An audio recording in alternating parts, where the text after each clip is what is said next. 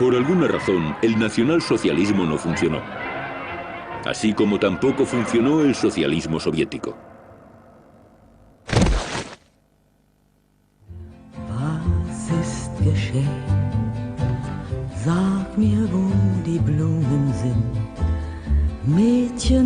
Pero dejó miles de fosas comunes. Millones de personas asesinadas. ¿Fue una coincidencia?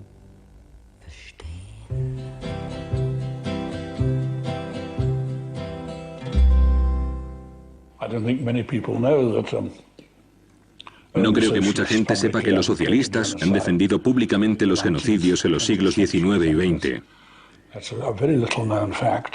Es un hecho muy poco conocido. Parece sorprendente. He realizado conferencias aquí y en otras universidades y es algo que se percibe con una sensación de sorpresa.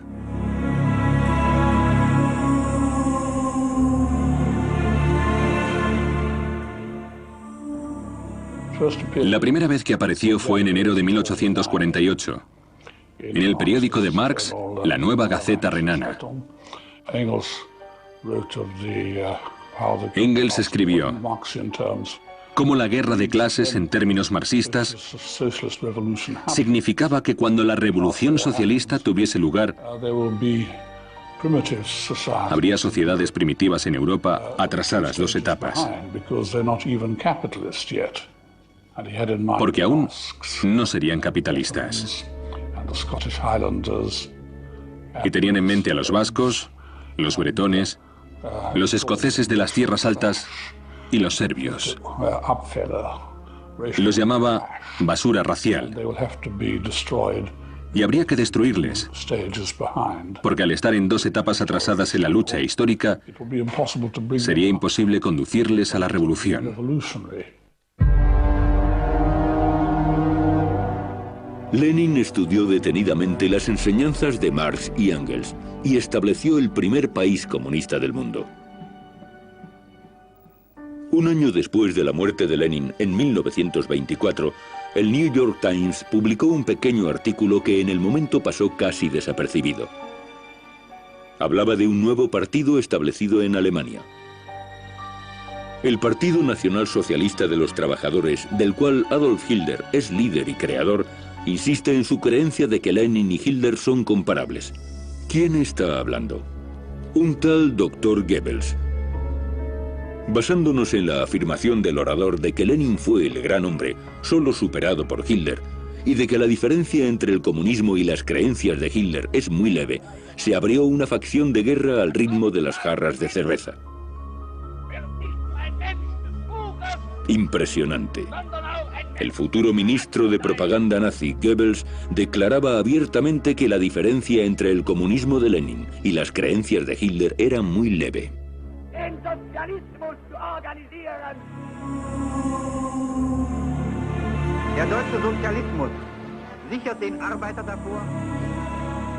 La gente olvida que el régimen nazi en Alemania era también socialista. Se llamaba oficialmente Partido Nacional Socialista de los Trabajadores. Por tanto, es una rama del socialismo.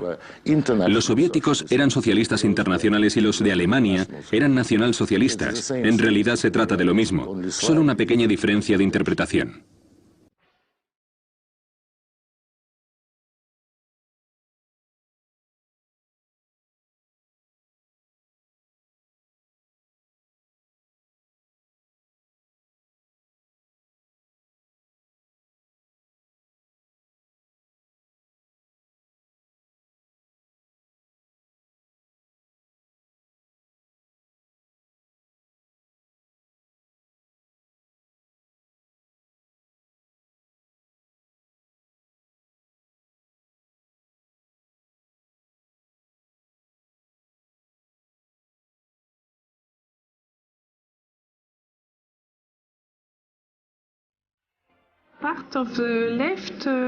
Parte de la izquierda se acercó a Hitler.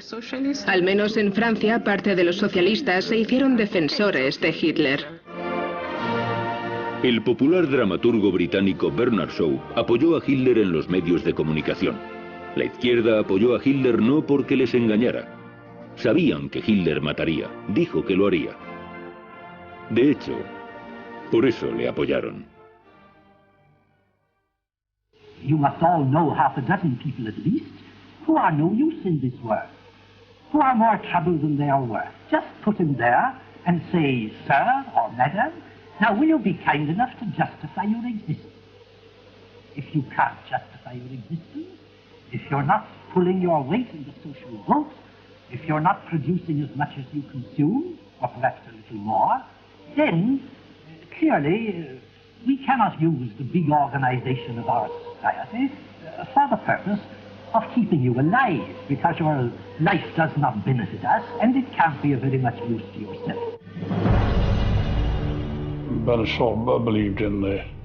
Bernard Shaw creía en matar por categorías. Normalmente no por categoría racial, sino por categoría. El holgazán, el inepto. Acabar con los parásitos de la sociedad. De eso trataba el marxismo socialista. Pidió en un periódico londinense que los científicos inventasen un gas humano. Insto a los químicos a que descubran un gas humano que mate instantáneamente y sin dolor. Mortal en cualquier caso, pero humano, no cruel. Bernard Shaw. 10 años después se descubrió un gas así. Se llamaría Ciclón B. El hombre que supervisó su aplicación práctica, Adolf Eichmann, declararía después que gracias al Ciclón B, en Auschwitz se moría sin dolor. Ciclón B era un gas humano. Sí, Eichmann utilizaría las mismas palabras.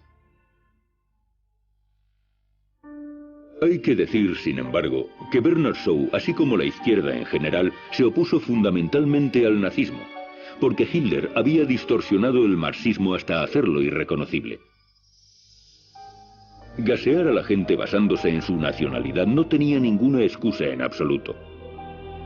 La selección debía basarse en la clase. Hitler no lo entendía. Sin duda, había que matar a muchos tipos de personas. El único país realmente marxista del mundo era la Unión Soviética. Exterminaba estrictamente según las enseñanzas de Marx, a los enemigos de las clases. Pero en general, el proceso era bastante similar a la exterminación de los judíos. Primero, las víctimas eran ridiculizadas y humilladas públicamente. Y después, eran asesinadas. Millones de personas.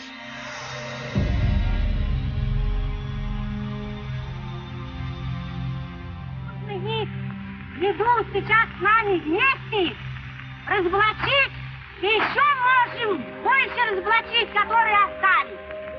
Никто не стесняйтесь, не бойтесь.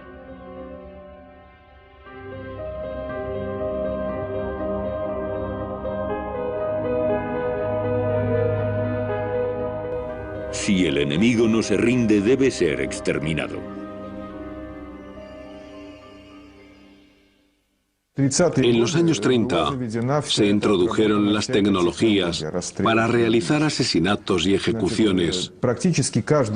Cada región administrativa tenía una zona designada para enterrar los cadáveres. Los fusilamientos se llevaban a cabo en las prisiones. En los sótanos había cámaras especiales de fusilamiento con paredes de cemento y un canal para canalizar la sangre. Se llevaba a una persona por el corredor hasta la esquina roja. Allí se comprobaba por última vez su identidad. La víctima tenía que identificarse. Después se le introducía en esa habitación. Cuando entraba, le disparaban en la nuca.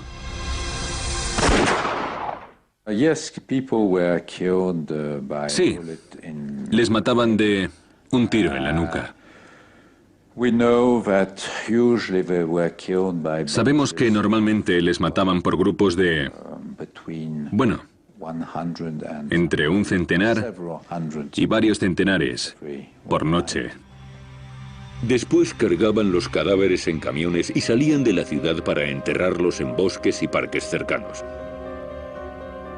Este es el bosque de Vikivna, cerca de Kiev. Los ancianos nunca olvidarán los camiones que llegaban hasta aquí durante la noche. Goteaban sangre por el camino. A los parientes no se les permitió acercarse hasta 50 años después. Crearon este monumento conmemorativo compuesto de árboles.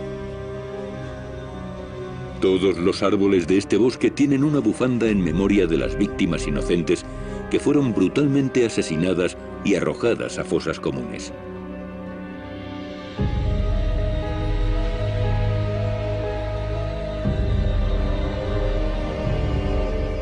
Vikivna, Butovo, Leningrado, Vinitsa, Kharkov. Las fosas comunes cubrieron todo el país.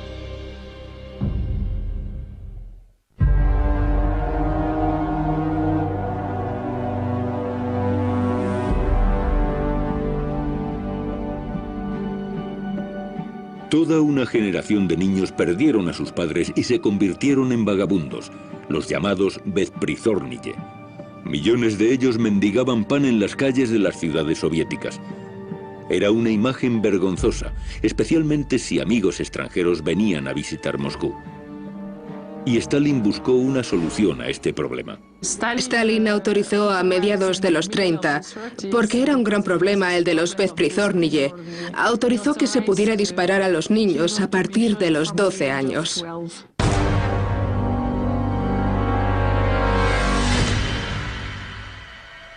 Todos los días morían muchos de un disparo. A lo largo del país más grande del mundo, Stalin llegó incluso al punto de matar a gente al azar por cuotas. Digamos 100.000 en el distrito de Tambov. Vale, ya está. Quien quiera que cogiesen y disparasen cumplía con la cuota. No les importaba el nombre. Una vez cumplidas las cuotas, las autoridades locales informaban a Stalin, al Comité Central, y solicitaban cuotas adicionales. Khrushchev solicitó que aumentase su cuota. Se le permitió matar a 7 u 8.000 enemigos. Pidió, por favor, aumentadme la cuota hasta 17.000. Se concedía una cuota adicional, y tras cumplirla volvían a pedir una cuota adicional. Y así iba en círculos. Era como un engranaje. Solo matar, matar y matar. Сталин, как человек, у которого весь в крови, я все это видел, его резолюции, когда пачками он подписывал, вместе с Молотовым, Ворошиловым, Кагановичем, Ждановым. Это самая пятерка была инициативная. Молотов всегда добавлял, заменить 10 лет на расстрел. Пачки.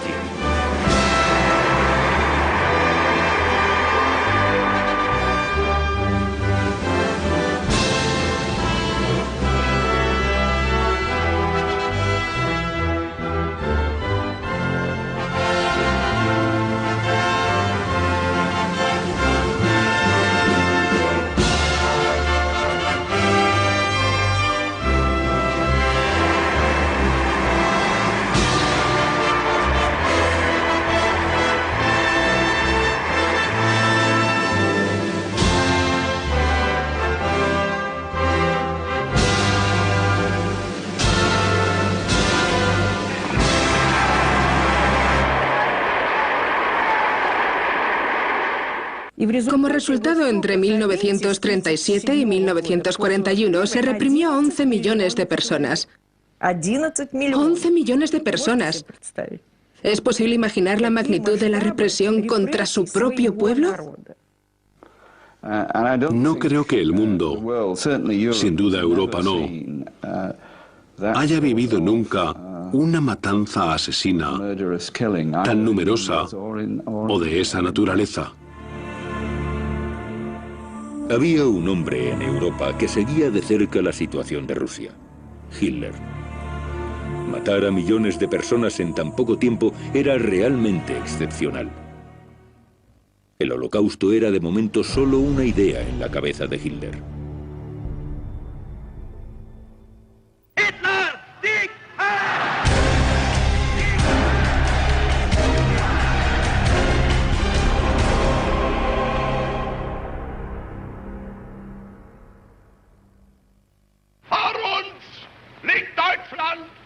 In uns marschiert Deutschland und hinter uns kommt Deutschland!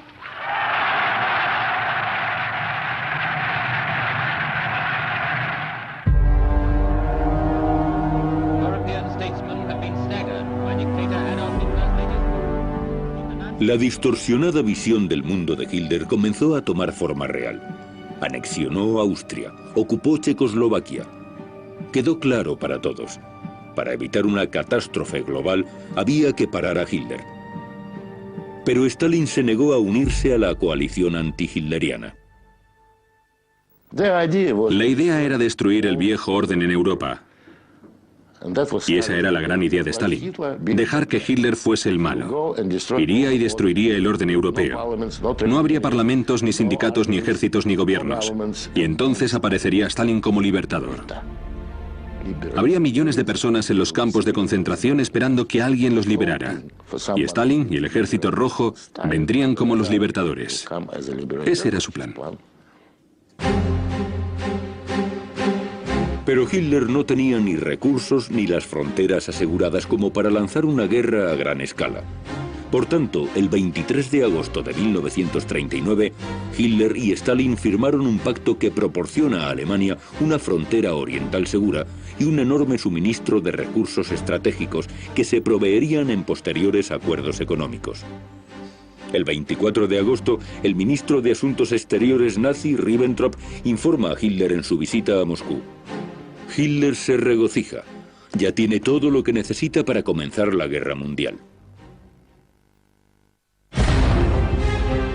1 de septiembre de 1939. Hitler ataca Polonia desde Occidente.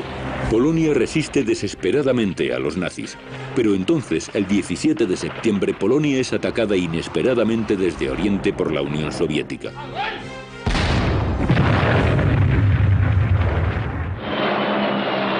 Los bombarderos de la Luftwaffe estaban atacando ciudades polacas y los transmisores de radio de Minsk les guiaban hacia sus objetivos.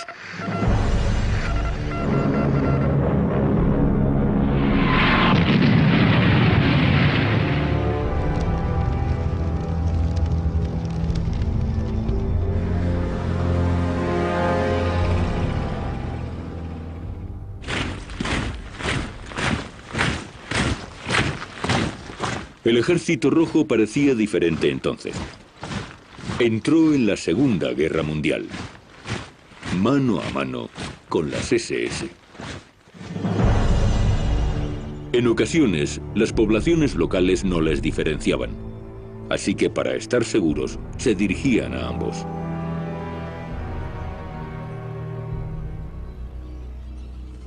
El ejército alemán se encontró con el ejército rojo en medio de Polonia. Y entonces los dos monstruos totalitarios, el soviético y el alemán, se dividieron el país. La prensa soviética lo describió como una lucha contra el fascismo polaco. La Alemania nazi, amante de la paz, y la Unión Soviética estaban luchando contra el agresivo fascismo polaco.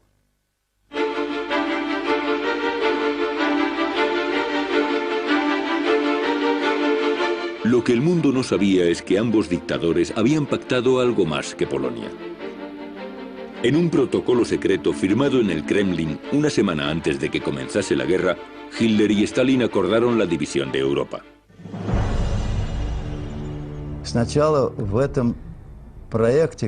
En un primer momento, la propuesta de Ribbentrop no lo contemplaba. Por extraño que parezca, el instigador de este protocolo secreto fue Stalin.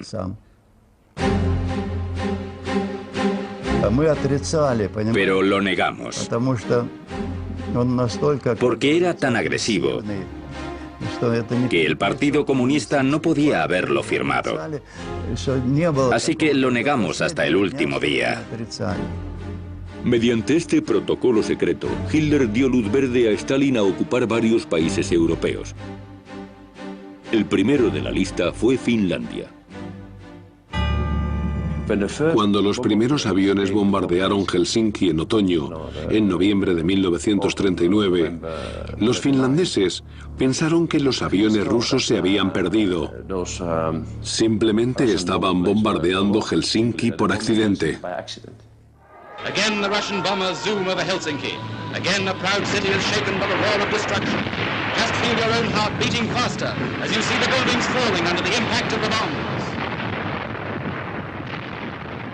Moscú etiquetó a Finlandia como régimen fascista y lanzó un ataque terrestre masivo.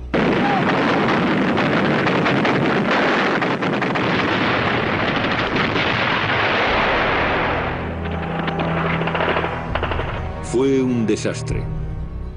Finlandia perdió 750.000 hombres, muertos, congelados o heridos.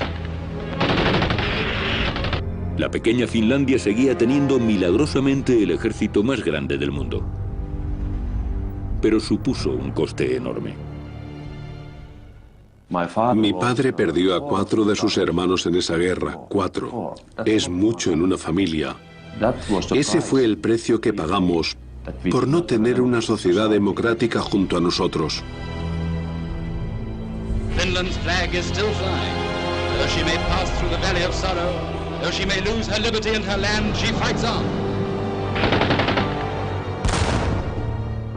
Yet another air raid on Helsinki. This time the camera catches the horror these dastardly attacks bring into the lives of the children as they dash terror-stricken to the shelter.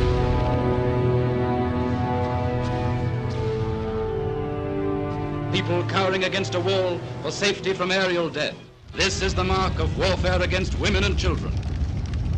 As the Russians retreat from the Arctic villages, even if they can't win, they can still burn and destroy.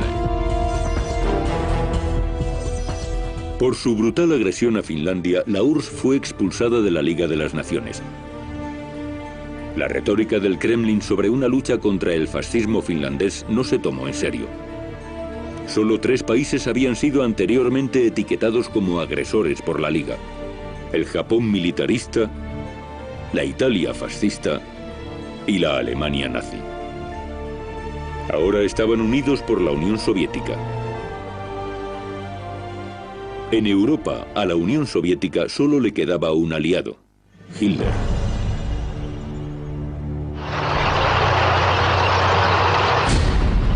Hitler lanzó su Blitzkrieg en Occidente. Los nazis ocuparon Dinamarca, Bélgica, Holanda y Luxemburgo. Noruega fue invadida con la ayuda directa de la Unión Soviética. Stalin proporcionó a los nazis una base naval soviética cerca de Murmansk, desde la que Hitler lanzó su ataque a Noruega.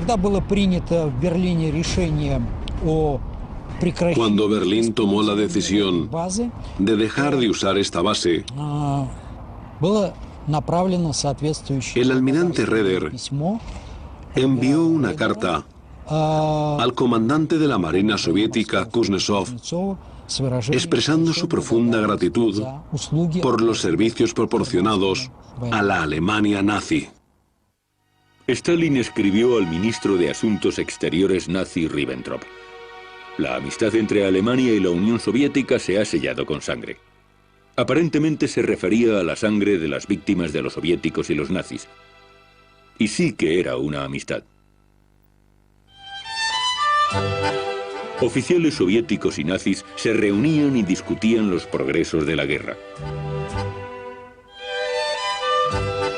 Era diciembre de 1939. Los progresos eran buenos y las perspectivas mucho mejores. Había razones para celebrarlo.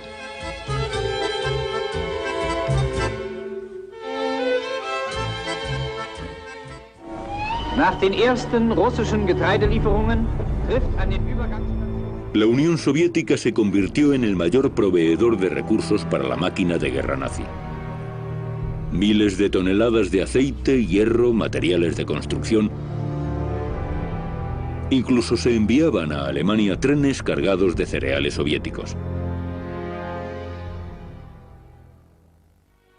Los ciudadanos soviéticos se morían de hambre, mientras su gobierno estaba enviando comida a Hitler.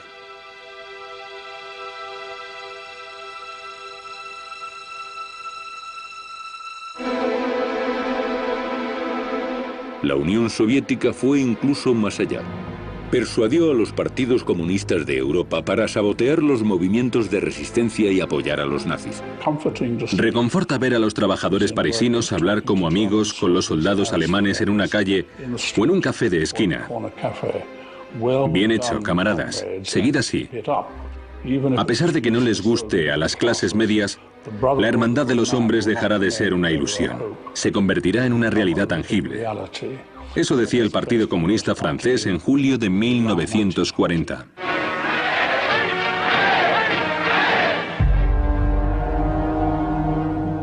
El Partido Comunista dice actualmente que se resistieron hasta junio de 1941, cuando fue atacada la Unión Soviética. De hecho, estaban en lucha con el gobierno del mariscal Pétain más que con Alemania.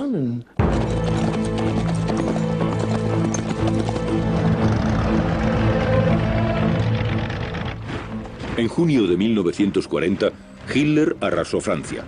Stalin, entretanto, ocupó Lituania, Letonia y Estonia. El único país europeo que aún se resistía a Hitler era Gran Bretaña. If Great Britain goes down, the Axis powers will control the continents of Europe and Asia and Africa and Australasia and the high seas.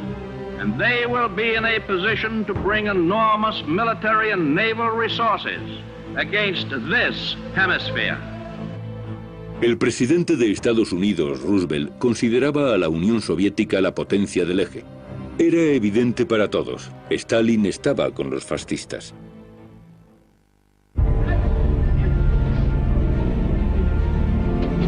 El primer ministro soviético Molotov fue a Berlín para discutir el orden mundial de la posguerra. Llegó con una lista de los territorios en los que estaba interesada la URSS.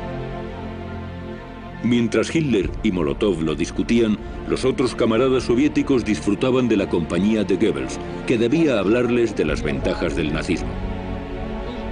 Porque fue el primer ministro soviético Molotov y no Goebbels quien advirtió a Occidente de que no lucharan contra la ideología nazi. Más que eso, cuando se dirigió al Soviet Supremo en el Kremlin, Molotov declaró que luchar contra la ideología nazi era un delito. Se publicó en todos los periódicos soviéticos importantes. Posteriormente, esta página desapareció de las librerías públicas de la URSS, junto con muchas otras declaraciones pronazis del gobierno soviético. Pero ¿por qué era un delito luchar contra el nazismo desde el punto de vista soviético?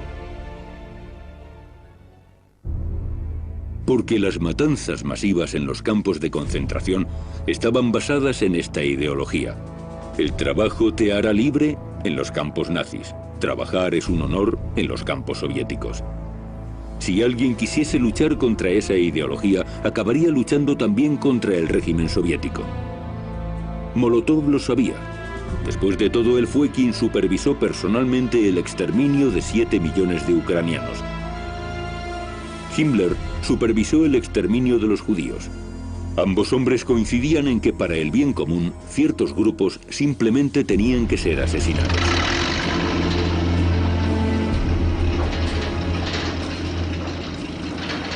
Winston Churchill no silenció que para él las ideologías nazi y comunista eran bastante similares.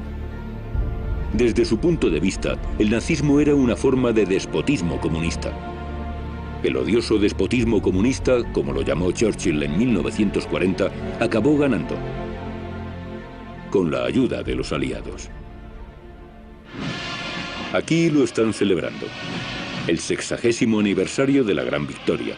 Un desfile histórico, no menos histórico que el de la primera victoria soviética en la Segunda Guerra Mundial, junto a los nazis. Die kommandierenden Generale der deutschen und sowjetrussischen Truppen nahmen gemeinsam den Vorbeimarsch ihrer Formationen ab.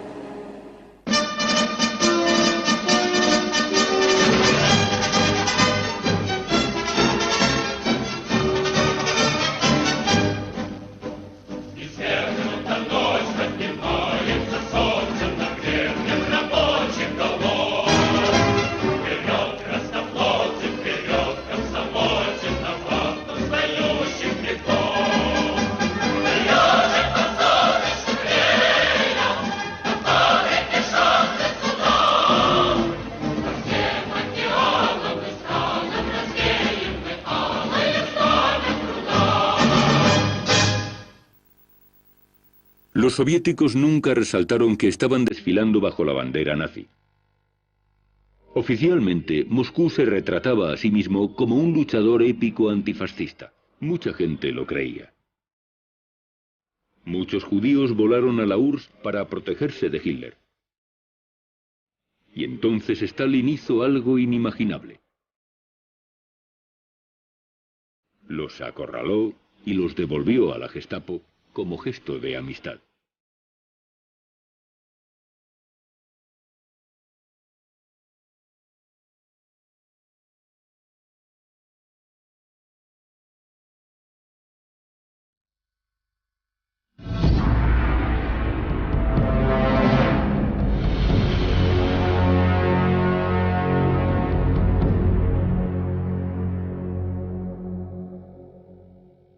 Vuelvan a ver este metraje. El oficial soviético saluda a sus colegas de las SS con el saludo nazi. Las SS de los nazis y el NKVD soviético, la policía de seguridad de Stalin, cooperaron muy estrechamente. Documentos de archivo revelan la enorme magnitud de esta cooperación. Listas y listas de comunistas alemanes y judíos que los soviéticos enviaban a los nazis. Diciembre de 1937, abril de 1938, mayo de 1938, noviembre de 1938... La mayoría de estas personas perecieron en campos de concentración nazis. Pero la asociación entre las SS y la NKVD no se limitó a la extradición de enemigos comunes. La NKVD estaba entrenando a la Gestapo. La maquinaria soviética del terror llevaba operando 20 años antes de que los nazis hubiesen comenzado siquiera. Una delegación de la Gestapo alemana y de las SS vino a la Unión Soviética para aprender a construir campos de concentración. Los oficiales soviéticos, sucesivamente, fueron a la Cracovia ocupada por los nazis para reunirse con sus colegas de las SS. El asunto de los judíos seguía siendo de lo más importante en la agenda. Los oficiales soviéticos coordinaron la deportación de los judíos personalmente con el jefe de brigadas de las SS, Otto Wachter, uno de los cerebros del Holocausto. Trasladó a los judíos al gueto de Cracovia y posteriormente organizó su exterminio en cámaras de gas. En 1939 Stalin despidió al que había sido mucho tiempo su ministro de Asuntos Exteriores, Litvinov.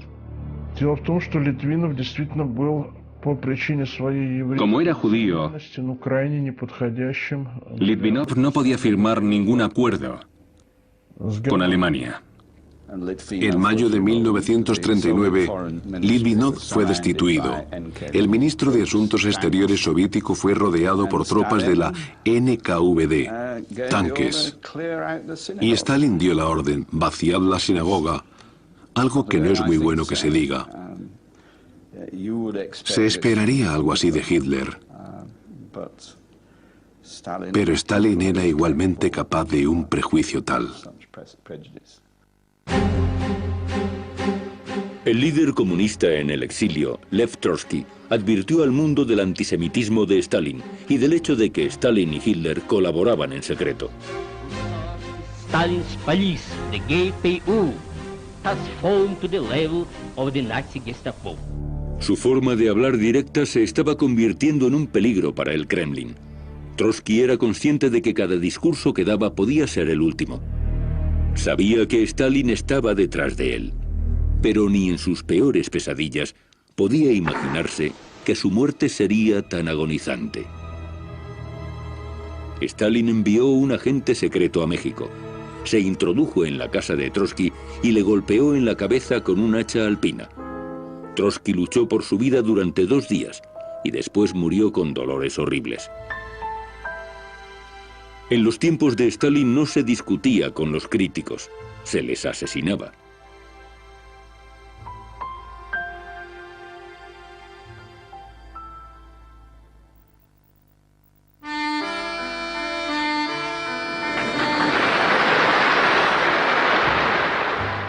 La Unión Soviética, como la Alemania nazi, no solo cometió actos criminales, sino que fue una empresa criminal en su misma esencia.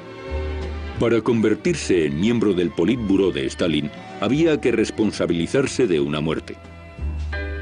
Hacer que confiaran en ti, como en una banda criminal. En raras ocasiones, firmaba Stalin las ejecuciones él solo. Los otros miembros del Politburó también tenían que firmar las listas de muertos. Incluso aquellos que posteriormente condenaron a Stalin fueron responsables de asesinatos en masa. Los camaradas estaban unidos por crímenes comunes. No tenían otra salida sino la de cometer nuevos crímenes.